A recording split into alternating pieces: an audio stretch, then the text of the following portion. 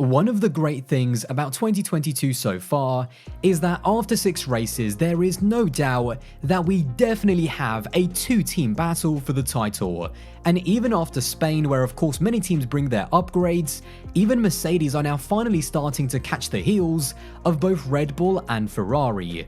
This question of who has the best car, which driver is gonna have the machinery to get the job done in 2022, is going to be talked about for the entire season by fans, journalists, media, and undoubtedly the drivers themselves. I mean, we know how much drivers love to play down expectations and talk about how much better the other drivers' cars are, but nevertheless, we can see as fans that there is no doubt that both Red Bull and Ferrari look to have the car to potentially win the title.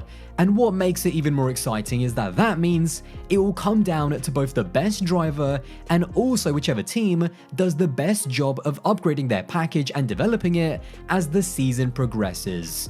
Now, Mercedes are not quite, even after their Spanish upgrades where they did take a jump up, they're not quite even yet on that Ferrari and Red Bull level, but they're certainly improving when you look at where they were at the start of the season. Now, in this video, I wanted to look and compare the relative strengths and weaknesses of the RB18 and the F175 after 6 races, and I also wanted to get a different opinion from someone with a little bit more knowledge than me.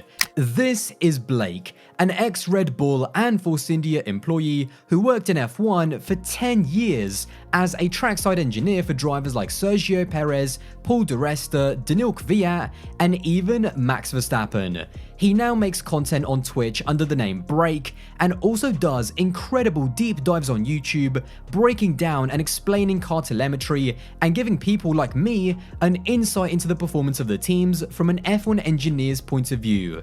He has done a lot of analysis already in 2022 on his channel, and his videos are absolutely class. So do please go and check him out. I'll have a link to one of his videos and his channel below, and we sat down to discuss the relative strengths and weaknesses of the Ferrari and Red Bull so far. So Blake, first of all, thank you so much for coming onto the channel. Now, we're talking obviously the cars this season.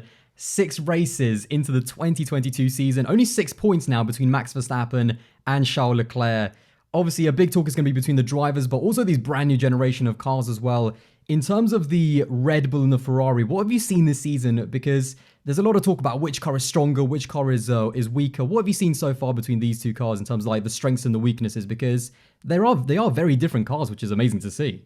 It's phenomenal to see 2 completely different concepts show up and be neck and neck in terms of pace for the most part, trading blows the entire way through. And honestly, if we could add another team into that fight, trading blows, which we might have soon, spectacular. But between the Ferrari and the Red Bull, there's a couple things that stand out. Interestingly enough, the power unit does not really seem to be playing too much into it from a performance point of view. You're looking through the data, both of the cars look very, very competitive in terms of straight line speed. So in terms of the downforce they need to run with how much power they've got, you don't see either team making very big differences in terms of straight line performance, with the exception that very often the Red Bull DRS looks very powerful. I think Ferrari might have come with an answer to that recently, I'm not sure, but definitely the power unit's good. Red Bull, in terms of drag, probably a pretty strong DRS, at least on one of their rear wing assemblies. Through the corners, in terms of the grip that they seem to have, both of them look pretty well matched. You know, very rarely do you look at something and say, characteristically, the Ferrari's better in medium speed or high speed or low speed. No. In Melbourne, the Ferrari was not as strong through the high speed chicane. Red Bull looked absolutely dominant there, but for the most part, if you pick any low speed, medium speed, high speed corners, very well matched. There is one very big difference between the 2 cars that keeps popping up, with the exception of Miami. The Ferrari is an absolute monster on the brakes. Ferrari braking into a low-speed corner is mind-blowing, how much time they're able to gain and how much extra speed they're able to roll into the car. So half of that's probably their braking potential and something they've got with their car. And then the other half of that is their ability to carry rolling speed combined into low-speed corners. Ferrari very strong there. Very strong. But then you kind of talked about the cars, but there's also another thing about the drivers. and their ability to extract the things from the cars. Because we say on paper, probably both the cars look pretty similar in terms of their abilities and their potential. More often than not, Leclerc has been flawless in qualifying, for the most part. Either Max is with Leclerc, or Max has made a mistake, or Leclerc has outperformed him in qualifying. I think that's not debatable. But in terms of the races, if Max is behind, he very often at least gets an opportunity to have a go or get ahead. So I think the cars are very well matched. I think Max is not getting the most out of qualifying this year, and I think Charles has been faultless, honestly. I mean, you even saw in Barcelona when he had the Q3 run 1 spin. Yeah. That's your one run. That's all he needed. That's your mentality. That gives you the confidence that you need to find the last tenth, the last half a tenth to outqualify your opponent. He spins Q311 and comes back and smashes that pole lap, and I was like, crazy. I mean, that just shows you he's locked in, and the car is allowing him to do that on the single lap pace. Do you think there's something actually in terms of the Ferrari? Because one thing I've noticed is that every single track, just out of the box, that Ferrari is right there. Every single session, every single track, any conditions. Absolutely.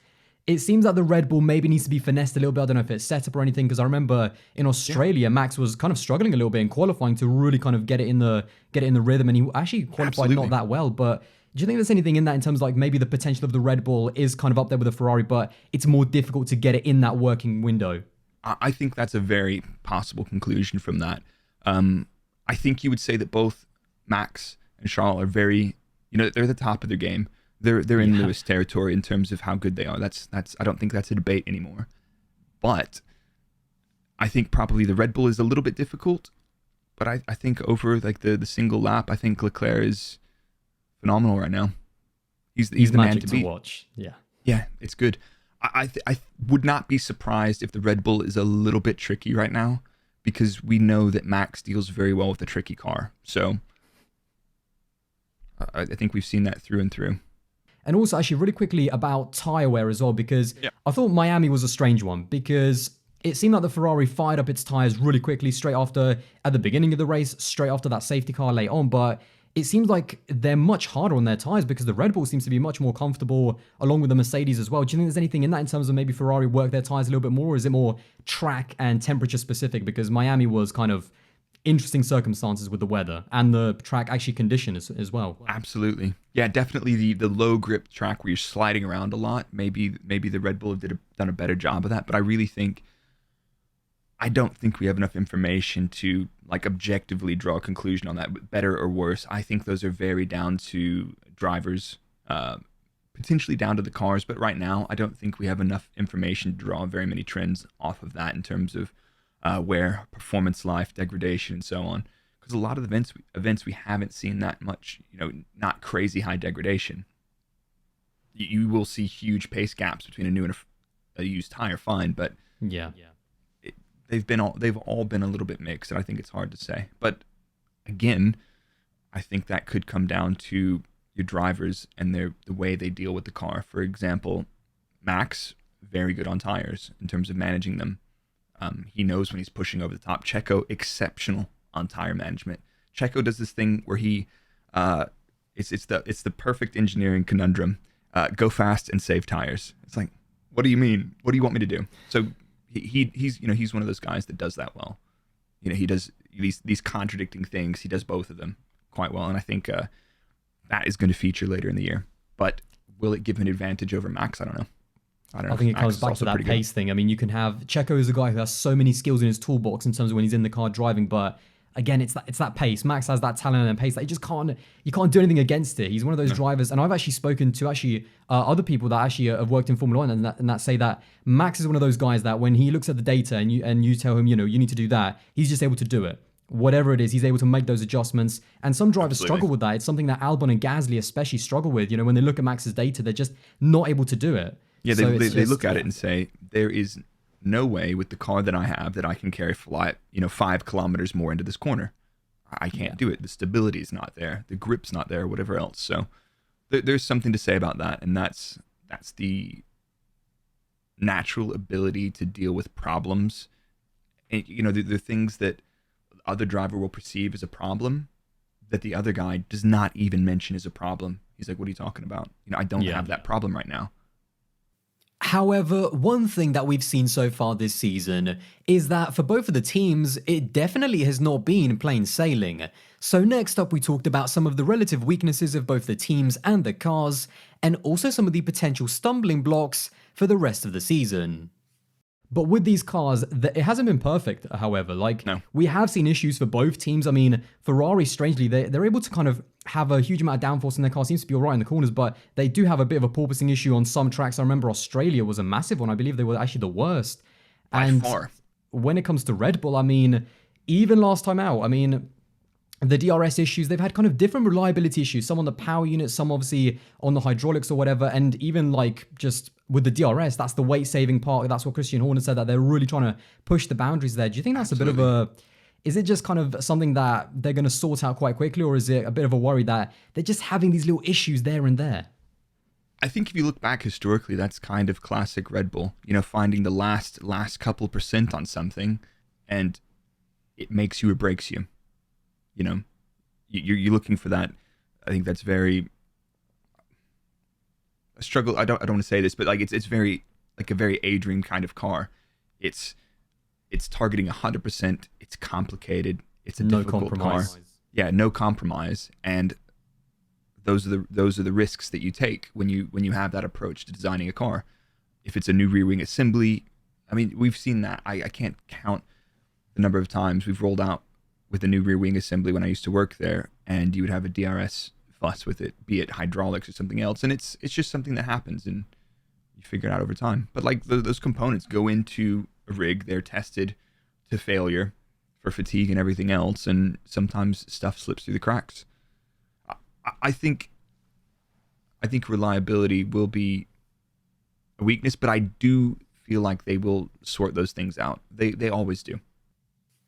Moving away from Red Bull and Ferrari, next up we talked about the team that seems to be on everyone's lips, and that's Mercedes. We talked about how far away they are from the top two teams at the moment after Spain, whether or not they can catch up by the end of the season and challenge for legitimate wins on pure performance, and also what secret weapon Mercedes has that's better than both Ferrari and Red Bull.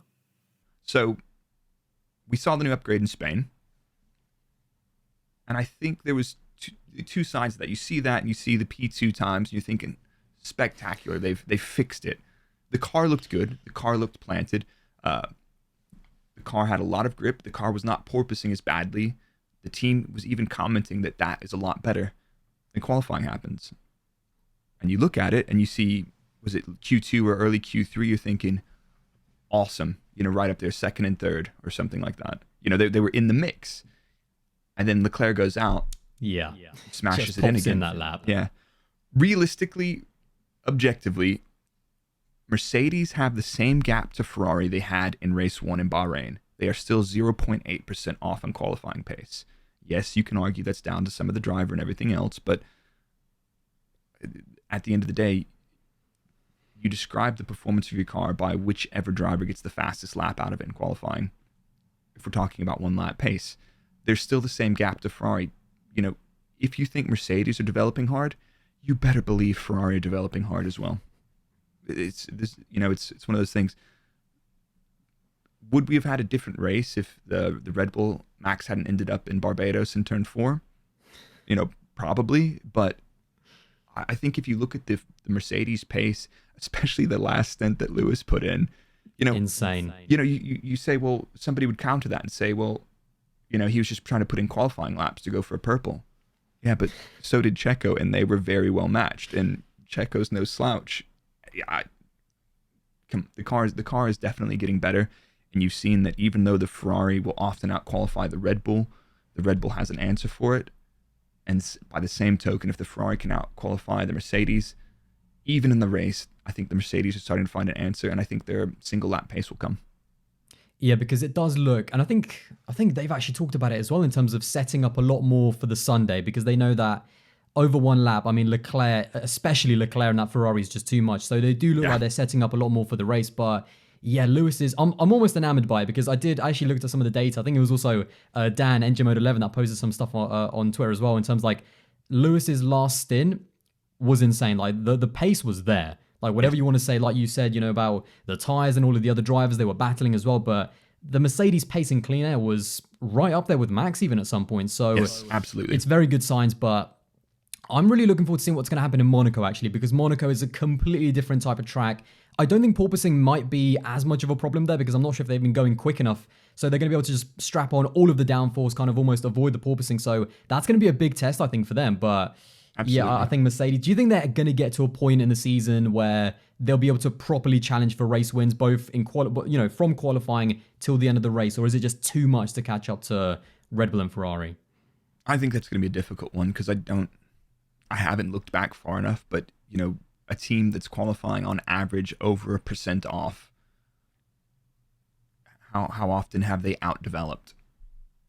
And that Mercedes can develop a car well. They are not messing around. So is the gap insurmountable? Maybe. But I think we've also seen that in order to win, you don't need to qualify on the front row either. I also think when you look at their drivers, I mean, George Russell, psychologically for him, I mean, it's a weird one because he's gone from Williams, who were right at the back of the grid, to the best team in Formula One in the V6 turbo hybrid era, and they're having a bad season, but he's still doing better than when he was at the Williams. Obviously, for Lewis and Toto, it's much more, I think, difficult psychologically to go from battling for wins every single race in championships to then remotivate yourself to fight for a P4 or a P3. So they're having to make those adjustments as well, but I do think that the championship, obviously, it's gone. There's no doubt about it. Max Verstappen and Charles Leclerc, even with more reliability problems or whatever, they're not going to fumble that kind of gap to either Lewis or George. But it'll be interesting to see if they can get any merited wins as well. Because I'm sure Lewis, if the car does improve, I'm sure Lewis and George might be able to get kind of the lucky win there and there. But on pure performance, is going to be interesting to see. Yeah, I agree with you completely. The only thing that we didn't really mention about, I think, and you probably wanted to go onto this, was penalties and everything else, because the Red Bull teams are on one ice each, so they've used one of their three. AlphaTauri have used three each, so there's the two sides of the coin for the Red Bull powertrains, or the rebranded, relicensed Honda. So those are your only two samples. Most of the Ferraris are on their second engine each.